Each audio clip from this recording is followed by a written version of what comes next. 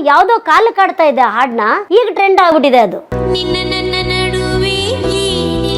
ನೀವು ನಂಬ್ತೀರಾ ಬಿಡ್ತೀರಾ ಸರ್, ನಮ್ಮ ಜೊತೆ 16-14 ವರ್ಷದಿಂದ ನಮ್ಮ ಸಿಂಗರ್ಸ್ ಇದ್ದಾರೆ. ಯಾವ ಸ್ಟೇಜಲ್ಲೂ ಅವ್ರನ್ನ ಬಿಟ್ಟಿಲ್ಲ ಸರ್, ನಾನು ಯಾವ ಸ್ಟೇಜಲ್ಲೂ ಬಿಟ್ಟಿಲ್ಲ ನಾನು ಅವ್ರನ್ನ ನನ್ನ ಜೊತೆಯಲ್ಲೇ ಇಟ್ಕೊಂಡಿದ್ದೀನಿ. ಎಲ್ಲ ಸ್ಟೇಜಲ್ಲೂ ಹಾಡ್ತಾರೆ ಅವರು.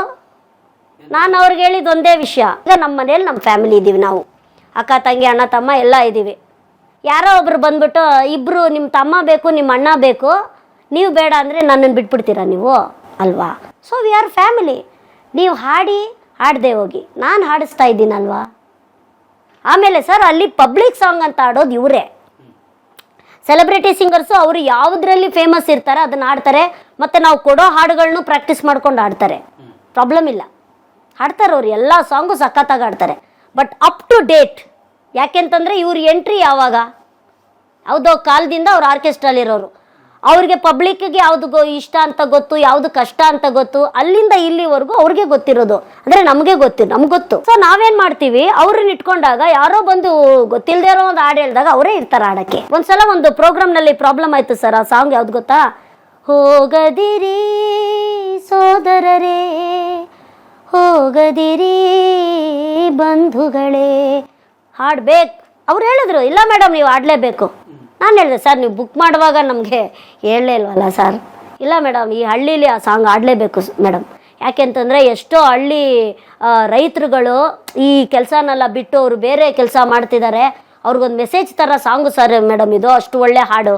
ಸರಿ ಏನು ಮಾಡೋಣ ಸರಿ ಅಂತ ನಮ್ಮ ಸಿಂಗರ್ಗೆ ಹೇಳಿದೆ, ಸ್ವಲ್ಪ ದೂರ ಹೋಗ್ಬಿಟ್ಟು ಸಾಂಗ್ ಕೇಳ್ಕೊಂಡು ಬರ್ಕೊಂಡು ಅದನ್ನು ಹಾಡ್ಬಿಡಿ ಅಂತ. ಬರ್ಕೊಂಡ್ರು, ಹಾಡ್ಬಿಟ್ರು. ಮನೆಯನ್ನು ತೊರೆದು ಹೋಗುದಿರಾ ಅಲ್ಲ, ಅದನ್ನ ಇವರು ಮಾಡ್ತಾರೆ, ಇಲ್ಲ ಅಂತಿಲ್ಲ, ಸೆಲೆಬ್ರಿಟಿ ಸಿಂಗರ್ಸು ಮಾಡ್ತಾರೆ. ಬಟ್ ಇವರು ಜಾಸ್ತಿ ಹಾಡಿದ್ದಾರೆ, ಅವರು ಒಂದು 2-3 ಕಡೆ ಎಲ್ಲ ಹಾಡಿದ್ದಾರೆ ಈ ಹಾಡು. ಸೊ ಇಲ್ಲ ಮೇಡಮ್ ಹಾಡ್ತೀನಿ ಬಿಡಿ ಮೇಡಮ್, ಅದೇ ಲಿರಿಕ್ಸ್ ಎಲ್ಲ ಬರ್ಕೊಂಡು ಆಡ್ತೀನಿ ಅಂದ್ಬಿಟ್ಟು ರಪ್ ಅಂತ ಬರ್ಕೊಂಡು ಸ್ಪಾಟಲ್ಲಿ ಹಾಡಿದ್ರು.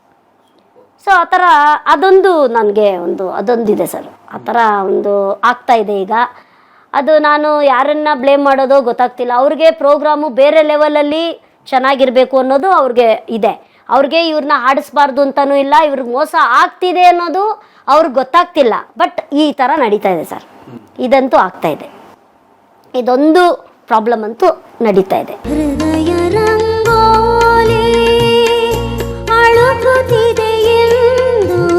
ನೋಡಿ ಎಲ್ಲಿಂದ ಎಲ್ಲಿ ಜರ್ನಿ ತಮ್ಮದು? ಅಯ್ಯೋ ನಮ್ಮದು ಜರ್ನಿ ಬೇರೆ ಲೆವೆಲಲ್ಲೇ ಇದೆ ಸರ್ ನಮ್ಮ ಜರ್ನಿ. ನಾವಿಂಥ ಆರ್ಟಿಸ್ಟ್ ಜೊತೆ ವರ್ಕ್ ಮಾಡಿಲ್ಲ ಅಂತಾನೆ ಇಲ್ಲ ಸರ್. ಅದೇ ಪಾಪ ಇವಾಗ ನಮ್ಮ ಜೊತೆ ಎಲ್ಲ ಕೆಲವು ಸಲ ಆರ್ಕೆಸ್ಟ್ರಾದ ಅಲ್ಲಾಗ್ಲಿ ಇಲ್ಲ ರೆಕಾರ್ಡಿಂಗ್ ಅಲ್ಲಾಗ್ಲಿ ಸಿಂಗರ್ಸ್ ಎಲ್ಲ ಬರ್ತಾರಲ್ಲ, ಅವ್ರಿಗೆಲ್ಲ ನಾನು ಹೇಳ್ತಾ ಇದ್ದೀನಿ, ಪಾಪ ನೀವು ಏನ್ರಿ ಏನು ನೋಡೇ ಇಲ್ಲಲ್ಲ ಪಾಪ ನೀವಲ್ಲ, ನಮ್ಮದು ಒಂಥರ ಸ್ವರ್ಗ ನಾವು ನೋಡ್ಕೊಂಡು ಬಂದು ಇದೆಲ್ಲ ಒಂಥರ ಅನ್ಸುತ್ತೆ ನಮಗೆ.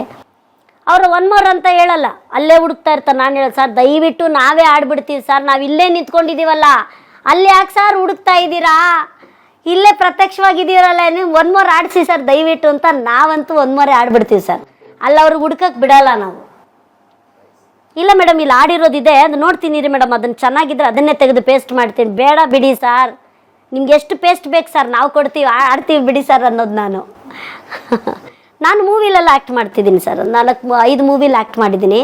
ಅದು ರಿಲೀಸ್ ಆಗಬೇಕು. KB ಕೆಂಪಣ್ಣ, ಡವ್ ಮಾಸ್ಟ್ರು, ಈಗ ಕ್ಯಾಶ್ ಆನ್ ಡೆಲಿವರಿ, ಆಮೇಲೆ ಉಲ್ಟಂ ಪಲ್ಟ ಅಂತಲೂ ಒಂದು ಮೂವಿ ಆ್ಯಕ್ಟ್ ಮಾಡಿದ್ದೀನಿ. ಒಂದು 4-5 ಮೂವಿ ಆ್ಯಕ್ಟ್ ಮಾಡಿದ್ದೀನಿ, ಬರ್ಬೇಕು ಸರ್. ಇದು ಕ್ಯಾಶ್ ಆನ್ ಡೆಲಿವರಿನಲ್ಲಿ ಪ್ರಕಾಶ್ ಅವರು ನನ್ನ ಜೊತೆ ಆ್ಯಕ್ಟ್ ಮಾಡಿದ್ದಾರೆ. ಕಾಂತಾರಲ್ಲಿ ಮಾಡಿದಾರಲ್ಲ ಸರ್ ಪ್ರಕಾಶ್ ಅವರು. ಆಮೇಲೆ ಅದರಲ್ಲಿ ಕಾನ್ಸ್ಟೇಬಲ್ ಆಗಿ ಮಾಡಿದ್ದೀನಿ ನಾನು. ಚೆನ್ನಾಗಿದೆ. ಹೇಗೆ ಸಿಕ್ತು ಈ ಆಕ್ಟಿಂಗ್ ಜರ್ನಿ ಸರ್? ಇದು ಮಜಾ ಟಾಕೀಸ್ ಅಲ್ಲಿ ಆಕ್ಟ್ ಮಾಡ್ತಿದ್ನಲ್ಲ, ಡಿಫ್ರೆಂಟ್ ಕ್ಯಾರೆಕ್ಟರ್ ಆಕ್ಟ್ ಮಾಡಿದ್ದೀನಿ ನಾನು ಸಿಂಗರ್ ಆಗಿರ್ಲಿಲ್ಲ, ಅಲ್ಲಿ ಬ್ಯಾಂಡ್ ಅಲ್ಲಿ ಇರ್ಲಿಲ್ಲ. ಆಮೇಲೆ ಬ್ಯಾಂಡ್ಗೆ ಹೋದೆ ನಾನು. ಫಸ್ಟ್ ನಾನು ಆಕ್ಟಿಂಗೇ ಮಾಡ್ತಾ ಇದ್ದಿದ್ದು. ಅಲ್ಲಿ ನೋಡಾದ್ಮೇಲೆ ನಾನು ಅಪ್ರೋಚ್ ಮಾಡಿದ್ದೆ ಒಂದು 2-3-4 ಜನಕ್ಕೆ, ಇದು ಡೈರೆಕ್ಟರ್ಗಳಿಗೆ. ಆಮೇಲೆ ತಬ್ಲಾ ನಾಣಿ ಸರ್ಗೆ ಅಪ್ರೋಚ್ ಮಾಡಿದ್ದೆ. ಅವರು ಒಂದು 4 ಮೂವಿಗೆ ನನ್ನ ಕಳಿಸ್ಕೊಟ್ರು. ಸೃಜನ್ ಸರ್ ಫಸ್ಟ್ ಸರ್ ನನಗೆ ಅಂದ್ರೆ ಕ್ಯಾಮ್ರಾ ಕಷ್ಟ ಸರ್. ಈಗ ನಾವು ಸ್ಟೇಜ್ ಮೇಲೆ ಹಾಡೋದು ಬೇರೆ, ಆಕ್ಟಿಂಗ್ ಬೇರೆ. ಸೊ ಸೃಜನ್ ಸರ್ ಏನ್ ಮಾಡಿದ್ರು ಅಂತ ಹೇಳಿದ್ರೆ, ಸ್ಟಾರ್ಟಿಂಗ್ ಅಲ್ಲಿ ನಂಗೆ ತುಂಬಾ ಹೆದರಿಕೆ ಆಗ್ತಿತ್ತು. ಆಮೇಲೆ ಎಲ್ಲಿದೆ ಕ್ಯಾಮ್ರಾ ಅಂತ ಹುಡ್ಕೋದಲ್ಲಿ ಆವಾಗ ಅವ್ರು ಹೇಳ್ಕೊಟ್ರು, ನೀನು ಕ್ಯಾಮ್ರಾ ಹುಡ್ಕೊಂಡು ಕ್ಯಾಮ್ರಾನ ಕಾನ್ಷಿಯಸ್ ತಗೊಂಡ್ರೆ ಯಾವುದೇ ಕಾರಣಕ್ಕೂ ನೀನು ಆಕ್ಟ್ ಮಾಡೋಕ್ಕಾಗಲ್ಲ. ನೀನು ಏನಿದೆ ನಿನ್ನ ಸ್ಕ್ರಿಪ್ಟು, ನೀನೇನು ಅಲ್ಲಿ ಪಾತ್ರ ಏನು, ಆ ಥರ ನೀನು ಬ್ಲಾಸ್ಟ್ ಆದ್ರೇ ನೀನು ಮಾಡೋಕ್ಕಾಗೋದು ಅಂತ. ಸರಿ ಅಂತ ನಾನು ಸ್ವಲ್ಪ ಅಲ್ಲಿ ಇಲ್ಲಿ ತಪ್ಪುಗಳನ್ನ ಮಾಡಿಕೊಂಡು ಇದು ಮಜಾ ಟಾಕೀಸ್ನಲ್ಲಿ ಹಂಗೆ ಜರ್ನಿ ಬರ್ತಾ ಇತ್ತು. ಒಂದಿನ ಅದನ್ನು ನಾನು ಸ್ವಲ್ಪ ತೊಗೊಂಡೆ. ಅವ್ರು ಹೇಳೋದನ್ನು ಅವ್ರು ತುಂಬ ಗೈಡ್ ಮಾಡ್ತಾರೆ ಸರ್, ತುಂಬ ಚೆನ್ನಾಗಿ ಹೇಳ್ಕೊಡ್ತಾರೆ. ಭೇದ ಭಾವ ಎಲ್ಲ ಮಾಡೋದೇ ಇಲ್ಲ ಅವರು, ಸುಜನ್ ಸರು. ನಾನು ಇವತ್ತೊಂದು ದಿನ ಆ್ಯಕ್ಟ್ ಮಾಡ್ತೀನಿ, ಒಂದು ಕ್ಯಾಮ್ರಾನೇ ನೋಡಿದೆ ಅಂದರೆ ಅದು ಅವರಿಂದಾನೆ. ಅದರಲ್ಲಿ ಒಂದು ಸೀನ್ ಬರುತ್ತೆ, ಏನಂತ ಹೇಳಿದ್ರೆ ಒಂದು ಆಟೋದಲ್ಲಿ ಹೋಗ್ತಾ ಇರ್ತಾಳೆ ಒಬ್ಳು, ಸಡನ್ನಾಗಿ ಅಟ್ಯಾಕ್ ಮಾಡಿಬಿಡ್ತಾರೆ ಅವ್ರನ್ನ. ಏನೋ ಹುಡುಗಿನೇನೋ ಮಾಡೋ ಥರ ಅಟ್ಯಾಕ್ ಮಾಡಿಬಿಟ್ಟಾಗ ಏನು ಮಾಡ್ಬೋದು ಅಂತ ಕಾನ್ಸೆಪ್ಟ್ ಅದು. ನಾನೇ ಅದರಲ್ಲಿ ಕೂತಿರ್ತೀನಿ ಆಟೋದಲ್ಲಿ, ಸರ್ ಲೆಫ್ಟ್ ಹೋಗಿ ರೈಟ್ ಹೋಗಿ ಅಂತ ಹೇಳ್ತಾ ಇರ್ತೀನಿ. ಇವರೇ ಆಟೋ ಡ್ರೈವರು ಸುಜನ್ ಸರು. ಅವ್ರು ಇಳಿತಾರೆ, ಏಯ್ ನಡಿ ಆ ಕಡೆ ಸೈಡ್ಗೆ ಹೋಗು ಅಂತ.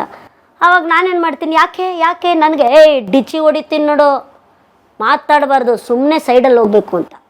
ಆವಾಗ ನಾನೇನು ಮಾಡ್ತೀನಿ, ಜೋರಾಗಿ ನಂದು ವಾಯ್ಸ್ ಎಲ್ಲಿವರೆಗೂ ಹೋಗುತ್ತೋ ಅಲ್ಲಿವರೆಗೂ ಜೋರಾಗಿ ಕಿಚ್ಬಿಡ್ತೀನಿ. ಇವರೇ ಓಡೋಗ್ಬಿಡ್ತಾರೆ. ಅಮ್ಮ ತಾಯಿ ನಿನ್ನ ಬಾಯಿನ ಸ್ವಲ್ಪ ಮುಚ್ಚು ನೀನು ಅಂತ ಹೇಳ್ಬಿಟ್ಟು ಕಾಲಲ್ಲಿ ಬಿದ್ದುಬಿಟ್ಟು ಓಡೋಗ್ಬಿಡ್ತಾರೆ. ಅವತ್ತು ತುಂಬ ಅಪ್ರಿಷಿಯೇಟ್ ಮಾಡಿದ್ರು ಅವರು. ಇದೇ ಆ್ಯಕ್ಟಿಂಗು. ನೀನು ಅಲ್ಲಿ ಏನು ಮಾಡಿದೆ, ಸ್ಪಾಟಾಗಿ ಮಾಡಿದ್ದಲ್ಲೇ, ಅಲ್ಲೇ ಸ್ಪಾಟಲ್ಲಿ ಮಾಡಿದ್ದು ನಾನದು. ಮೊದಲು ತಯಾರಾಗಿ ಇಲ್ಲ ಆಗಿರಲಿಲ್ಲ. ಅದು ಕಾನ್ಸೆಪ್ಟ್ ಎಲ್ಲಿ ಇತ್ತು ಅಂದರೆ ಅವಳು ಏನೋ ಓಡೋಗ್ಬಿಡ್ತಾಳೆ, ಆ ಥರ ಏನೋ ಒಂದು ಸ್ವಲ್ಪ ಕಿರ್ಚ್ಕೊಂಡು ಓಡ್ತಾಳೆ ಅಂತ. ನಾನು ಬೇರೆ ಲೆವೆಲಲ್ಲಿ ಕಿರ್ಚ್ಬಿಟ್ಟು ಗರ್ರ ಅಂತ ತಿರುಗ್ತಾ ಇದ್ದೆ ಅಲ್ಲೇ ಸ್ಪಾಟಲ್ಲೇ. ಆಮೇಲೆ ಅಮ್ಮ ತಾಯಿ ನಿನ್ನ ಬಾಯಿನ ಮುಚ್ಚು ಅಂದ್ಬಿಟ್ಟು ಓಡೋಗ್ಬಿಡ್ತಾರೆ ಅವರು. ಅಲ್ಲಿ ನಂದು ಆ್ಯಕ್ಟಿಂಗ್ ಅಂತ ಏನು ಹೆಂಗೆ ಮಾಡ್ಬೋದು ಅನ್ನೋದನ್ನ ಅಲ್ಲಿ ಅವತ್ತಿಂದ ನಾನು ಸ್ವಲ್ಪ ಚೇಂಜ್ ಮಾಡಿಕೊಂಡೆ ಸರ್. ಓಕೆ, ಸೊ ಈಗ ನಟಿಯಾಗಿ ಬಿಸಿ ಆಗ್ತಿದ್ರಿ, ಈ ಕಲಾ ನಟಿಯಾಗಿ ಬಿಸಿ. ಹೌದು ಸರ್. ಒಂದು 2 ಮೂವಿ ರಿಲೀಸ್ ಆಗ್ಬಿಟ್ರೆ ಪಬ್ಲಿಕ್ ಗೊತ್ತಾಗ್ಬಿಡತ್ತೆ.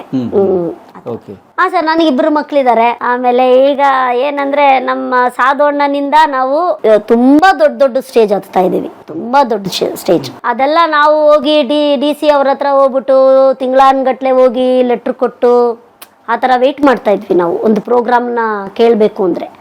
ಈಗ ನಮ್ಮ ಸಾಧೋಣ್ಣ ಪ್ರೋಗ್ರಾಮ್ ಮಾಡ್ತಾ ಇರೋದ್ರಿಂದ, ಅವ್ರಿಗೆ ಒಂದು ಒಳ್ಳೊಳ್ಳೆ ಕಾರ್ಯಕ್ರಮ ಬರ್ತಾ ಇರೋದ್ರಿಂದ ತುಂಬ ದೊಡ್ಡ ಕಾರ್ಯಕ್ರಮನ ಮಾಡ್ತಾ ಇದ್ದೀನಿ ಸರ್ ನಾನು ಅವರಿಂದ.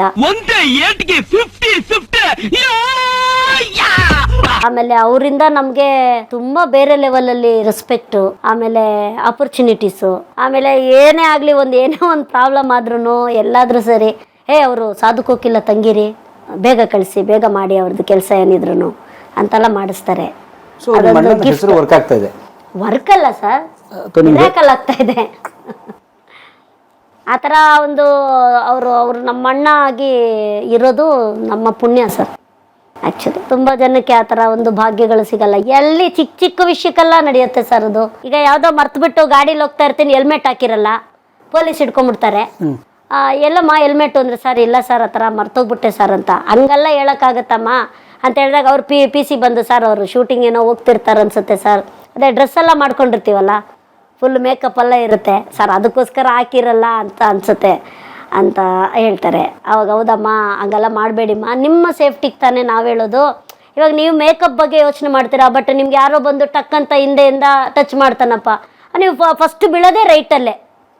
ಸೊ ಗಾಡಿಗಳೆಲ್ಲ ನಿಮ್ಗೆ ರೈಟಲ್ಲೇ ತಾನೇ ಹೋಗುತ್ತೆ. ಸೊ ಎಷ್ಟೆಲ್ಲ ಆಕ್ಸಿಡೆಂಟ್ ಆಗಿದೆ, ಅದೊಂದು ಸ್ವಲ್ಪ ಮಾಡ್ಕೊಳ್ಳಿಮ್ಮ. ಏನೋ ನಮಗೆ ನಿಮ್ಮ ಅಣ್ಣನ ಮೇಲೆ ತುಂಬ ಅಭಿಮಾನ, ಅದರಲ್ಲಿ ಇದರಲ್ಲಿ ನಾವು ನಿಮ್ಮನ್ನು ಬಿಡ್ಬೋದು ಅಷ್ಟೇ ಅಂತ ಹೇಳ್ಬಿಟ್ಟು ಆ ಥರ ವಿಷಯಕ್ಕೆಲ್ಲನೂ ನಾವು ಯೂಸ್ ಮಾಡಿಬಿಟ್ಟಿದ್ದೀವಿ ನಮ್ಮ ಅಣ್ಣನ ಹೆಸರು. ಮಾವೂರ್ ಮನೆಗೆ ಬಂದು ತಿಂದ ಮೇಲೆ ಯಾವನಾದ್ರೂ ದುಡ್ಡು ಕೊಡ್ತಾನ? ಸೊ ಲೈಫ್ ಈಸ್ ಬಹಳ ಸ್ಟ್ರಗಲ್ ಪಟ್ ಮೇಲೆ ಬಂದ್ಬಿಟ್ರಿ. ಹಾ ಸರ್, ತುಂಬಾ ಸ್ಟ್ರಗಲ್ ಇದೆ ಸರ್, ತುಂಬಾ ಸ್ಟ್ರಗಲ್ ಇದೆ. ಇವಾಗ್ಲೂ ಅಷ್ಟೇ ಸರ್. ಇವಾಗ ನಾವು ಹೆಸರು ಮಾಡಿದೀವಿ ಅಂತೆಲ್ಲ ಕುತ್ಕೊಳಕ್ ಆಗಲ್ಲ ಸರ್. ಎಲ್ಲಾ ವಿಷಯದಲ್ಲೂ ಅಪ್ಡೇಟ್ ಆಗ್ಬೇಕು ನಾವು. ಇವಾಗಿನ ಸಾಂಗ್ಸ್ ಪ್ರಾಕ್ಟೀಸ್ ಮಾಡ್ಕೊಂಡು ಹಾಡಬೇಕು. ಯಾಕೆಂತಂದ್ರೆ ಈಗ ಬೇರೆ ಲೆವೆಲಲ್ಲಿದೆ ಸೋಷಿಯಲ್ ಮೀಡಿಯಾ ಆಗಲಿ, ಇವಾಗ ಚಾನೆಲ್ಗಳಲ್ಲಾಗಲಿ ಎಲ್ಲರೂ ತುಂಬ ಚೆನ್ನಾಗಿ ಆಡ್ತಾ ಇದ್ದಾರೆ. ಸೊ ಅವ್ರು ನಮ್ಮ ಜೊತೆ ಆಡೋದಕ್ಕೆ ಅವ್ರಿಗೆ ಎಷ್ಟು ಭಯ ಇರುತ್ತೋ, ಅವ್ರು ಪರ್ಫಾರ್ಮ್ ಮಾಡಬೇಕಾದ್ರೆ ಅವ್ರಿಗಿನ್ನ ಒಂದು ಸ್ಟೆಪ್ಪು ನಾವು ಮೇಲೆ ಪರ್ಫಾರ್ಮ್ ಮಾಡಬೇಕಲ್ಲ, ನಮಗೂ ಅದೇ ಭಯ ಇರುತ್ತೆ. ಸೊ ನಾವು ಅಪ್ಡೇಟ್ ಆಗಲೇಬೇಕು. ಆ ಸಾಂಗ್ ಹೆಂಗಿದೆ, ಸಾಂಗ್ ಹೆಂಗೆ ಹಾಡಿದ್ದಾರೆ, ಅದನ್ನು ನಾವು ಹೆಂಗೆ ಪ್ರೆಸೆಂಟ್ ಮಾಡಬೇಕು ಅನ್ನೋದನ್ನು ಇವತ್ತಿಗೂ ನಾನು ಅಪ್ಡೇಟಲ್ಲಿದ್ದೀನಿ ಸರ್. ಎಲ್ಲ ವಿಷಯದಲ್ಲೂ ಕಾಸ್ಟ್ಯೂಮ್ ಆಗಿರ್ಬೋದು, ಒಂದು ಸಾಂಗ್ಸ್ ಪ್ರೆಸೆಂಟೇಷನಲ್ಲಿರ್ಬೋದು, ಇಲ್ಲಾಂದರೆ ನಾನು ಪ್ರೋಗ್ರಾಮ್ ಮಾಡಬೇಕಾದ್ರೆ ಎಂತೆಂಥ ಆರ್ಟಿಸ್ಟ್ನ ನಾನು ಹಾಕಬೇಕು, ಯಾವ ಥರ ಎಲ್ಲ ಸೌಂಡು ಸಿಸ್ಟಮಲ್ಲಾಗಲಿ ಲೈಟಿಂಗ್ಸಲ್ಲಾಗಲಿ ನಮ್ಮ ಪ್ರೆಸೆಂಟೇಷನ್ ಹೆಂಗಿರಬೇಕು ಅಂತ ಅಲ್ಲಿವರೆಗೂ ಅಪ್ಡೇಟಲ್ಲೇ ಇದ್ದೀನಿ ಸರ್. ನಾನು ಸ್ವಲ್ಪನೂ ಲೋ ಆಗಕ್ಕೆ ಬಿಟ್ಟಿಲ್ಲ. ಹಾಗಾಗಿ ಕುದುರೆ ಓಡ್ತಾ ಇದೆ ಸರ್ ಚೆನ್ನಾಗಿ. ಆಮೇಲೆ ಬಹುತೇಕ ನೀವು ಅಪ್ಡೇಟ್ ಆಗ್ತಿದ್ದೀರಿ ನೀವು ಹೇಳಿದಾಗೆ. ಖಂಡಿತ ಸರ್, ಇವತ್ತಿನ ಟ್ರೆಂಡ್ಗೆ ಅಪ್ಡೇಟ್ ಆಗ್ತಿದೆ. ಇಲ್ಲ ಅಂದರೆ ನಾನು ಹೆಸರು ಮಾಡಿದ್ದೀನಿ, ನಾನು ಯಾಕೆ ಅಂದರೆ ಅದಾಗಲ್ಲ ಸರ್. ಯಾಕೆ ಅಂತಂದರೆ ಒಂದು ಚಿಕ್ಕ ಹುಡುಗ ನಮ್ಮನ್ನು ಓವರ್ಟೇಕ್ ಮಾಡ್ಕೊಂಡು ಹೋಗ್ತಾ ಇರ್ತಾರೆ. ಅವ್ರಿಗಿರೋ ಟ್ಯಾಲೆಂಟ್ ನಮಗಿರಲ್ಲ. ಅದು ಓಪನ್ ಆಗಿ ಒಪ್ಕೊತೀನಿ ಸರ್, ನಾನು ಓಪನ್ ಆಗಿ ಒಪ್ಕೊತೀನಿ. ಈಗ ನೋಡಿ ಸರ್, ಟ್ರೆಂಡಲ್ಲಿ ಈಗ ಇನ್ಸ್ಟಾಗ್ರಾಮ್ ಇರ್ಬೋದು, ಒಂದು ಹುಡುಗಿ ಹಾಕಿದ್ಲು ಒಂದು ಸಾಂಗು, ಎಷ್ಟೋ ಟಫ್ ಸಾಂಗ್ನ ಆರಾಮಾಗಿ ಆಡ್ತಾ ಇದ್ದಾಳೆ ಸರ್ ಅವಳು, ತುಂಬ ಚೆನ್ನಾಗಿ ಆಡ್ತಾ ಇದ್ಲು. ಅದನ್ನೆಲ್ಲ ನೋಡಿ ಇನ್ಮೇಲೆ ನಾವು ರಿಹಾರ್ಸ್ ಎಲ್ಲ ಸ್ವಲ್ಪ ಕಮ್ಮಿ ಆಗಿತ್ತಲ್ಲ ಸರ್, ನಮ್ಮದು ರಿಹಾರ್ಸ್ ಎಲ್ಲ ಮಾಡ್ಬೇಕು ಸರ್. ಯಾಕಂದರೆ ಅವಾಗ ಕ್ಲಾಸ್ ಮಾಡುವಾಗ ರಿಹಾರ್ಸ್ ಎಲ್ಲ ಮಾಡ್ತಿದ್ವಿ. ಈಗ ನಾನು ಕ್ಲಾಸಸ್ ಹೇಳ್ಕೊಡ್ತೀನಿ, ಮ್ಯೂಸಿಕ್ ಕ್ಲಾಸ್ ಮಾಡ್ತೀನಿ ಮನೇಲೆ. ಅವ್ರ ಜೊತೆ ಹಾಡಬೇಕಾದ್ರೆ ಅದೊಂದು ಪ್ರಾಕ್ಟೀಸ್ ಥರ ಆಗುತ್ತೆ, ಇಲ್ಲ ಅಂತಿಲ್ಲ. ಬಟ್ ಬೆಳಗ್ಗೆ ಎದ್ದು ಪ್ರಾಕ್ಟೀಸ್ ಎಲ್ಲ ಮಾಡೋದೆಲ್ಲ ಸ್ವಲ್ಪ ಕಮ್ಮಿ ಆಗೋಗಿತ್ತು. ಬಟ್ ಇವಾಗ ನಮ್ಗೆ ಆ ಭಯ ಬಂದಿದೆ ಸರ್, ಭಯ ಬಂದಿದೆ. ರಿಯಾಜ್ ಮಾಡಬೇಕಪ್ಪ, ಏನು ಈ ಹುಡುಗಿ ಅಷ್ಟು ಟಫ್ ಸಾಂಗ್ನ ಅಷ್ಟು ಆರಾಮಾಗಿ ಆಡ್ತಾ ಇದ್ದಾಳೆ. ತಮಿಳ್ ಸಾಂಗ್ಗೆ ಕನ್ನಡ ಕಾಣ್ಬೋದಲ್ಲಮ್ಮ ಅಂತ, ಅದು ಪ ಮ ಪ ನಿ ಪ ಮ ಪ ನಿ ಪ ಮ ಗ ಮ ಪ, ಅದೆಲ್ಲ ಕ್ಲಾಸಿಕಲ್ ಮಾಡಿರೋರು ಮಾತ್ರನೇ ಹಾಡೋಕ್ಕಾಗೋದು. ಆ ಮಗು ಆಡ್ತಾ ಇದೆ, ಆ ಹುಡುಗಿ ಆರಾಮಾಗಿ ಆಡ್ತಾ ಇದೆ. ಅಂದರೆ ಅವಳು ಮಾಡಿರ್ತಾಳೆ ಸರ್, ಮಾಡದೆ ಬರಲ್ಲ. ಈಗೆಲ್ಲ ಪೇರೆಂಟ್ಸ್ ಹೆಂಗಾಗಿದ್ದಾರೆ ಅಂತ ಹೇಳಿದ್ರೆ, ಅವ್ರು ಎಲ್ಲ ಕ್ಲಾಸ್ಗೂ ಕಳಿಸ್ತಾರೆ. ಭರತನಾಟ್ಯಂ ಕಳಿಸ್ತಾರೆ, ಮ್ಯೂಸಿಕ್ ಕಳಿಸ್ತಾರೆ, ಕ್ಲಾಸಿಕಲ್. ಈಗ ಅವ್ರ ತಂದೆ ತಾಯಿ ಮ್ಯೂಸಿಷಿಯನ್ ಆಗಿದ್ರೇ ನಾವಾಗಬೇಕು ಅಂತ ಒಂದು ಟ್ರೆಂಡ್ ಇತ್ತು. ಇವಾಗ ಹಂಗಲ್ಲ. ಯಾವ ಮನೆಯಲ್ಲಿ ಯಾವ ಮಗು ಯಾವ ಕಲೆಯಲ್ಲಿ ಹುಟ್ಟಿದೆಯೋ ಯಾರಿಗೂ ಹೇಳೋಕ್ಕಾಗಲ್ಲ. ಅದನ್ನು ತಗೊಂಬರೋಕ್ಕೆ ದೊಡ್ಡ ದಾರಿ ನಮ್ಮ ಸೋಷಿಯಲ್ ಮೀಡಿಯಾ. ಎಷ್ಟು ಜನಕ್ಕೆ ಲೈಫ್ ಕೊಟ್ಟಿದೆ ಸರ್ ಅದು, ಎಷ್ಟು ಜನ. ಮೊನ್ನೆ ಯಾರೋ ಹೇಳ್ತಾ ಇದ್ರು, ಒಂದು ಹೋಟೆಲಲ್ಲಿ ಕೂತ್ಕೊಂಡು ಕಾಫಿ ಕುಡಿತಾ ಇದ್ದೆ.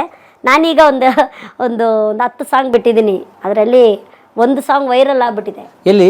ಏನಿಲ್ಲ ಅಂತ ಇದರಲ್ಲಿ ಇನ್ಸ್ಟಾಲ್ ಬಿಟ್ಟಿದ್ದೀನಿ ಸರ್ ಸಾಂಗ್. ಇವಾಗ ಸಖತ್.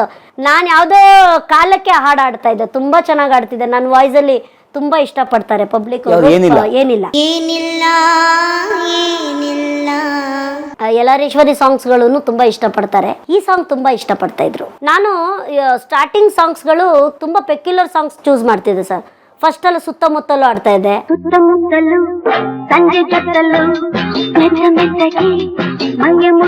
ಸುತ್ತಮುತ್ತಲು ಆದ್ಮೇಲೆ ಬಾಳ ಬಂಗಾರ ಆಡ್ತಾ ಇದ್ದೆ. ಆಮೇಲೆ ಇದು ಆಡ್ತಿದ್ದೆ ಸರ್ ನಾನು, ಗಿಳಿದು ಒಂದು ಆಡಿದೆ, ಅರೆ ರೇ ರೇ ರೇ ಗಿಳಿ ರಾಮ, ಆ ಗಂಧದ ಗುಡ್ಡೆ, ಅದರಲ್ಲಿ ಎಂಟ್ರಿ ಸಾಂಗ್ ಅದನ್ನ ಆಡ್ತಿದ್ದೆ. ಈ ಮ್ಯಾರೇಜಲ್ಲೆಲ್ಲ ಪ್ರೇಮವಿದೆ ಆಡ್ತಿದ್ದೆ ಸರ್, ಪ್ರೇಮವಿದೆ ಮನದೇ ಅದಾಡ್ತಿದ್ದೆ. ನಾನು ತುಂಬ ಈ ಥರ ತುಂಬ ಒಳ್ಳೊಳ್ಳೆ ಹಾಡುಗಳನ್ನ ಚೂಸ್ ಮಾಡೋದು. ಆ ಥರದ್ರಲ್ಲಿ ನನಗೆ ಏನಿಲ್ಲ, ತುಂಬ ಇಷ್ಟ. ನಾನು ಯಾವುದೋ ಕಾಲಕ್ಕೆ ಆಡ್ತಾ ಇದ್ದೆ ಆ ಹಾಡನ್ನ, ಈಗ ಟ್ರೆಂಡ್ ಆಗ್ಬಿಟ್ಟಿದೆ ಅದು. ಸೊ ಎಲ್ಲರೂ ಆಡ್ತಿದ್ದಾರಲ್ಲ ಅಂತ ನಾನು ಆಡಿಬಿಟ್ರೆ ಎಲ್ಲರೂ ಖುಷಿ ಪಟ್ಬಿಟ್ಟಿದ್ದಾರೆ ಸರ್. ತುಂಬ ಇಷ್ಟಪಟ್ಟು ತುಂಬ ಒಳ್ಳೊಳ್ಳೆ ಕಮೆಂಟ್ಸ್ ಹಾಕಿದ್ದಾರೆ. 1 ಮಿಲಿಯನ್ ವ್ಯೂ ಆಗಿಬಿಟ್ಟಿದೆ ಸರ್ ಓನ್ಲಿ 2 ಡೇಸಲ್ಲಿ. ಏನಿಲ್ಲ, ಮ್ಯೂಸಿಕ್ ಇಲ್ಲ, ಏನಿಲ್ಲ, ಸುಮ್ಮನೆ ಈ ಥರ ಸೋಫಾ ಮೇಲೆ ಕುತ್ಕೊಂಡು ಆಡಿದ್ದು. ಎಲ್ಲರಿಗೂ ಅಷ್ಟಿಷ್ಟ ಆಗಿದೆ ಆ ಸಾಂಗು. ಸೊ ನೋಡಿ, ಅವರು ಸೋಷಿಯಲ್ ಮೀಡಿಯಾ ಟ್ಯಾಲೆಂಟ್ ಇದ್ದರೆ ಸಾಕು, ಎಲ್ಲರಿಗೂ ಲೈಫ್ ಕೊಡುತ್ತೆ ಸರ್. ಆಮೇಲೆ ಚಾನಲ್ ಅವರು ಅಲ್ವಾ ಸರ್, ಸಂಚಿತ್ ಅವರೆಲ್ಲ ಎಲ್ಲಿದ್ದವರು, ಅವರೆಲ್ಲ ಹೆಂಗೆ ಬರ್ತಿದ್ರು ಈಚೆ ಅಲ್ವಾ? ಎಷ್ಟು ಜನಕ್ಕೆ ಆ ಥರ ಕೊಟ್ಟಿದ್ದಾರೆ ಸರ್, ತುಂಬ ಚೆನ್ನಾಗೆ ಲೈಫ್ ಕೊಟ್ಟಿದ್ದಾರೆ ಸರ್. ಚಾನಲ್ ಅವ್ರಿಗೂ ನಾನು ತುಂಬ ಥ್ಯಾಂಕ್ಸ್ ಹೇಳ್ತೀನಿ. ಎಷ್ಟೋ ಜನ ಅವರಿಂದ ಜೀವನ ಮಾಡಿದ್ದಾರೆ, ಮನೆ ಕಟ್ಕೊಂಡಿದ್ದಾರೆ, ತುಂಬ ಒಳ್ಳೇದು ಮಾಡ್ತಿದ್ದಾರೆ ಸರ್ ಅವರು. ಎಲ್ಲೆಲ್ಲೋ ಇರೋ ಅಂಥ ಒಂದೊಂದು ಕಲೆನ ಈಚೆ ತಂದು, ಅವ್ರಿಗೆ ಕಲೆನ ಈಚೆ ತಂದು ಇಂಟ್ರೊಡ್ಯೂಸ್ ಮಾಡೋದಲ್ದೇ ಅವ್ರಿಗೆ ಫೌಂಡೇಶನ್ನೇ ಹಾಕಿ ಕೊಟ್ಬಿಡ್ತಾ ಇದ್ದಾರೆ. ಅಲ್ಲಿ ಗೆದ್ದವರೇ ಇವತ್ತೊಂದು ದಿನ ಸೆಲೆಬ್ರಿಟಿ ಸಿಂಗರ್ಸ್ ಆಗಿ ಎಷ್ಟು ಸರ್, ಅವ್ರು ಒಬ್ಬೊಬ್ರಿಗೂ ಬುಕ್ ಮಾಡಬೇಕಂದ್ರೆ ಯಾವುದ್ಯಾವುದೋ ಲೆವೆಲ್ ಇದ್ದಾರೆ ಅವರು ಪೇಮೆಂಟ್ಗಳು. ಅದೆಲ್ಲ ಎಲ್ಲಿಂದ ಬಂತು ಅವ್ರಿಗೆ? Channel exposure. ಅವ್ರಿಗೆ ಚಿರಋಣಿ ಆಗಿರ್ಬೇಕು ಸರ್. ಅವರು ಡೈಲಿ ಪೂಜೆ ಮಾಡ್ಬೇಕು ಚಾನಲ್ಗವರು. ನಿಜ ಅಲ್ವಾ ಸರ್? ಅವರಿಂದಾನೇ ಇವರು. Mister Mandya, mister Maddur, mister Channapatna, mister Bengaluru ಅಂತ ಸಿಕ್ಕಾಪಟ್ಟೆ ಬಿರುದುಗಳು. ತಮ್ಮ ಮಕ್ಕಳೇನ್ ಮಾಡಿ? ಒಬ್ಬ ಇಂಜಿನಿಯರ್ ಓದಿದ್ದಾನೆ ಸರ್, ಸಿವಿಲ್. ಈಗ ಅವನಿಗೆ IT ಕೂಡ ಮಾಡ್ತಾ ಇದ್ದಾನೆ. ಆಮೇಲೆ ಅನಿಮೇಷನ್ ಕ್ಲಾಸ್ ಮಾಡ್ತಾ ಇದ್ದಾನೆ. ಇಬ್ರು ಮಾಡ್ತಿದ್ದಾರೆ. ಶರಣ್ ಡ್ರಮ್ಸ್ ಕಲಿತಿದ್ದಾನೆ, ಅವ್ನು BCom ಮಾಡ್ತಿದ್ದಾನೆ. ಆಮೇಲೆ ಇವನು ಪಿಯಾನೋ ಮಾಡ್ತಿದ್ದಾನೆ ಸರ್, 6th ಗ್ರೇಡ್ ಪಿಯಾನೋ. ಮಕ್ಕಳಿಗೂ ಮ್ಯೂಸಿಕ್ ಇದೆ. ಮ್ಯೂಸಿಕ್ ಇರ್ಬೇಕು ಸರ್ ಅದು. ಬಟ್ ಫಸ್ಟ್ ಪ್ರಯಾರಿಟಿ ಅಂತಾರಲ್ಲ, ಅದು ಎಜುಕೇಶನ್ ಕೊಟ್ಟಿದ್ದೀನಿ ನಾನು. ಮ್ಯೂಸಿಕ್ ಬ್ಲಡ್ಡಲ್ಲೇ ಇರುತ್ತೆ ಸರ್. ಸುಮ್ಮನೆ ಹಿಂಗೆ ಪುಷ್ ಮಾಡಿದ್ರೆ ಮುಂದೆ ಕೊಟ್ಟೋಗ್ತಾರೆ, ಬಟ್ ಎಜುಕೇಷನ್ ಹಿಂದೆ ಹೋಗ್ಬಿಡುತ್ತೆ ಸರ್. ಇವಾಗ ಅದಕ್ಕೆ ತುಂಬ ಬೆಲೆ ಇದೆ ಸರ್, ಎಜುಕೇಷನ್ಗೆ ತುಂಬ ಬೆಲೆ ಇದೆ. ಕಲೆಗೆ ಹೆಂಗೆ ಬೆಲೆ ಇದೆಯೋ ಆ್ಯಸ್ ವೆಲ್ ಆಸ್ ಇವಾಗ ನೀವು ಒಂದು ಫಾರಿನ್ಗೆ ಹೋಗ್ತೀರಾ, ಇಲ್ಲ ಒಬ್ಬರ ಜೊತೆ ನೀವು ಏನೋ ಒಂದು ಮಾತಾಡಬೇಕು ಅಂತ ಹೇಳಿದ್ರೆ ನಮ್ಗೆ ಎಜುಕೇಷನ್ ಇರಬೇಕು, ಇಲ್ಲಾಂದರೆ ಒಂದು ಕಲ್ಚರ್ ಅನ್ನೋದು ಅದ್ರ ಜೊತೆನೇ ಬರೋದು. ಅದಕ್ಕೋಸ್ಕರ ಫಸ್ಟ್ ಎಜುಕೇಷನ್ ಮಾಡ್ರಪ್ಪ ಅಂತ ಬಿಟ್ಟಿದ್ದೀನಿ. ಸರ್ ಒಟ್ಟು ನಡೀತಾ ಇದೆ ಲೈಫ್? ನಡೀತಾ ಇದೆ ಸರ್, ಚೆನ್ನಾಗಿ ನಡೀತಿದೆ. ಅದೇ ಸರಸ್ವತಿ ಎಲ್ಲಿರ್ತಾಳೋ ಅಲ್ಲಿ ಲಕ್ಷ್ಮಿ ಇರುತ್ತೆ. ಬಟ್ ನೀವು ಸರಸ್ವತಿಗೆ ನೀವು ಹಾನೆಸ್ಟಾಗಿ ಅವ್ರಿಗೇನು ನೀವು ನಿಮ್ಮ ಒಂದು ಕಷ್ಟ ಏನು ಪಡಬೇಕು, ಪ್ರಾಕ್ಟೀಸ್ ಏನು ಮಾಡಬೇಕು, ಶ್ರದ್ಧೆ ಭಕ್ತಿ ಇರಲಿಲ್ಲ ಅಂದರೆ ಕೈ ಹಿಡಿಯಲ್ಲ ಸರ್ ಅವರು. ಅದು ಇರ್ಬೇಕು ಸರ್. ನಿಮಗೆ ರೆಸ್ಪೆಕ್ಟ್ ಅದರಿಂದನೇ ಇರೋದು, ನೀವು ಬದುಕ್ತಿರೋದು ಅದರಿಂದನೇ ಅಂದಮೇಲೆ ನಾವು ಅವ್ರಿಗೇನು ಮಾಡಬೇಕೋ ಅದು ಮಾಡಲೇಬೇಕು ಸರ್. ಇದೆಲ್ಲ ಸುಮ್ಮನೆ ಒಂದು 15% ಅಷ್ಟೇ ನೀವು ಕವರ್ ಮಾಡಿರೋದು. ಕೆಳಗಡೆ ಈ ಫುಲ್ಲು ಇಡೀ ರೂಮ್ನೇ ತುಂಬಿಸ್ಬೋದು, ಅಷ್ಟು ಮೊಮೆಂಟಸ್ ಇದೆ ಸರ್ ನಮ್ಮದು. ಯಾಕೆಂತಂದರೆ 18 ವರ್ಷ ನಾನು ಆರ್ಕೆಸ್ಟ್ರಾ ಸ್ಟಾರ್ಟ್ ಮಾಡಿ ಈಗ 18 ವರ್ಷ ಆಗಿದೆ. 18th year. Okay.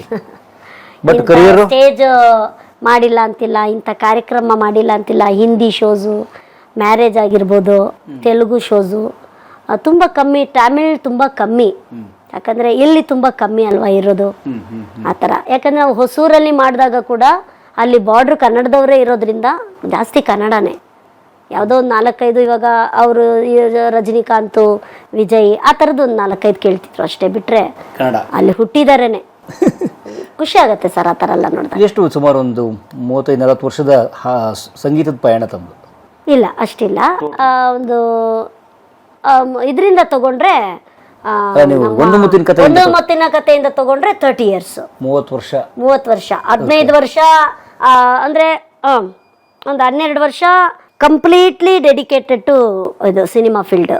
Recording, recording, song recording, tracks ಆ ಥರ, ಕ್ಯಾಸೆಟ್ಸು, ಭಾವಗೀತೆಗಳು ಆ ಥರದ್ದು. ಇನ್ನೂ ಒಂದು 17-18 ವರ್ಷ ಆರ್ಕೆಸ್ಟ್ರಾನೇ. ಆದರೆ ಇದನ್ನು ಮಾಡ್ಕೊಂಡು ಅದನ್ನು ಇವಾಗ ನಾಳೆನೂ ಈಗ ನಾನೇನು ಮಾಡಿದ್ದೀನಿ ಗೊತ್ತಾ ಸರ್, ಈಗ ಈ ಮ್ಯೂಸಿಕ್ಕೇ ಬಿಟ್ಟರೆ ಸ್ವಲ್ಪ ಬೇರೆ ನಾವು ಹೋಗೇ ಇಲ್ಲ, ಗೊತ್ತೇ ಇಲ್ಲ ಅಲ್ವಾ ನಮಗೆ. ಸೊ ನಾನು ಮ್ಯೂಸಿಕ್ ಡೈರೆಕ್ಷನ್ ಶುರು ಮಾಡಿದ್ದೀನಿ. ಹಾಂ ಸರ್. ಫಸ್ಟು ನನ್ನ ಮ್ಯೂಸಿಕ್ ಡೈರೆಕ್ಷನಲ್ಲಿ ಈಚೆ ಬರ್ತಾ ಇರೋಂಥ ಆಲ್ಬಮ್ ಬಂದು ನಮ್ಮ ಸಾಯಿಬಾಬಾ ಅವ್ರದ್ದು. ಓಕೆ. ಕ್ಯಾಸೆಟ್ ಅದೇ ಆಲ್ಬಮ್, ಕ್ಯಾಸೆಟೇ ಇಲ್ವಲ್ಲ ಸರ್ ಈಗ. ಯೂಟ್ಯೂಬು ಅಂದರೆ ಮಾಡ್ಕೋಬೋದು, ಅವ್ರು CD ಮಾಡ್ಕೋಬೋದು, ಅವ್ರದ್ದೇ ಅದೇ ಮಾಡ್ಕೋಬೋದು. ಸಾಯಿಬಾಬಾದು 8 ಸಾಂಗ್ ನಾನೇ ಕಂಪೋಸ್ ಮಾಡಿ ಮ್ಯೂಸಿಕ್ ಎಲ್ಲ ಆಗಿದೆ ಸರ್. ಇನ್ನೊಂದೇ ಒಂದು 4-5 ದಿನದಲ್ಲಿ ಯೂಟ್ಯೂಬಲ್ಲಿ ರಿಲೀಸ್ ಮಾಡ್ಬಿಡ್ತೀವಿ. Very nice. ಒಳ್ಳೆಯದಾಗಲಿ. Thank you sir. Usha Kokila ಶುಭವಾಗಲಿ.